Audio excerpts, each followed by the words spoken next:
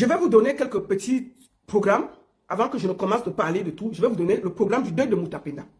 Le deuil de Moutapenda aura lieu le 17 avril. Le 17 avril 2026.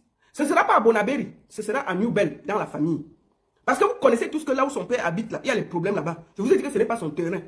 Donc pour éviter tous les problèmes, il y a les avocats qui ont dit que oh, le ministre va intervenir, oh, si vous donnez, on donne 500 000, le ministre peut venir gagner la vie, il a dit que laissez l'affaire là. Donc, Moutapenda, le programme de son deuil, c'est le 17 avril 2026. Ce ne sera pas chez son père à Bonaberi. On a déplacé le deuil dans la famille à New Bell. C'est là-bas qu'il y aura le deuil, pour éviter tout ce problème qu'il y a là. Et il sera enterré à Batier. Il sera enterré à Batier. Donc, voilà en gros, tout le programme. En gros, maintenant il y aura le truc musical et tout. Ils sont en train de s'organiser pour lui faire, pour lui rendre hommage. Mais je voulais vous dire que tout le problème de terrain que vous entendez tout là, c'est bon là. La famille a dit c'est bon là. Donc le deuil aura lieu du côté de New Bell, pas à Bonaberi. Là où il y a les problèmes de terrain. On a arrêté même les travaux de la maison là, pour éviter tout le désordre là. Le deuil, ça a été arrêté. Donc, tranquillement, le deuil sera du côté de Bonaberi, de New Bell. Bonaberi, on laisse le père, s'il veut gérer le terrain, il gère après. On ne va pas faire que le deuil est là, on court de tribunal en tribunal pour voir qui avait tort, qui avait gagné. Le père devait faire ça depuis. Ce n'est pas quand Moutapenda meurt qu'on va se retrouver dans les tribunaux, dans les ceci, dans les cela. Et même le monsieur du terrain. Je vais vous faire écouter quelque chose. Hein. Le monsieur du terrain là m'avait parlé. Attendez. Je vous fais écouter quelque chose. Le monsieur du terrain m'avait parlé. Attendez. Je vous fais écouter ça. Oui, même ça. Comme j'ai tellement de messages là. Attends, il s'appelle comment? Attendez. Attendez, on va faire. Je vais vous faire vite écouter. Pour que ce soit simple, non? Pour que ce soit simple, vous écoutez l'affaire de terrain là, pour que ce soit vidé de son essence. Une minute avant qu'on commence les vraies choses. Attendez. Oui, ma baronne, c'est comment? Bonjour.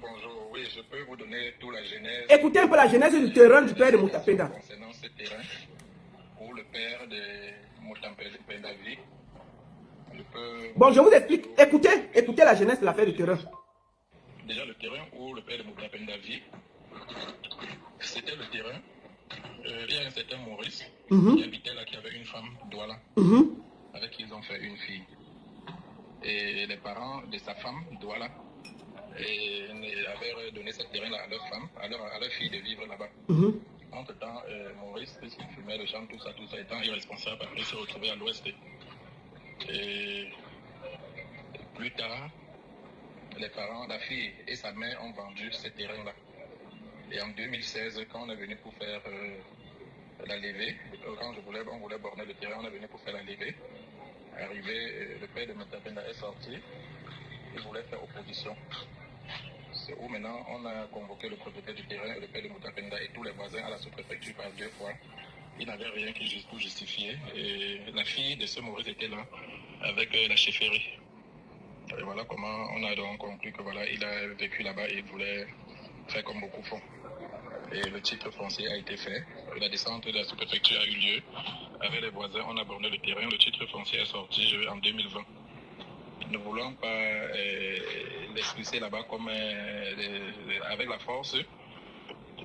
On a introduit le dossier au tribunal. Tout s'est bien passé jusqu'à on lui a demandé de sortir. Sauf que lui-même, il a renvoyé le problème à la Cour suprême où il a perdu toujours. Et j'ai toute l'expédition à mon niveau.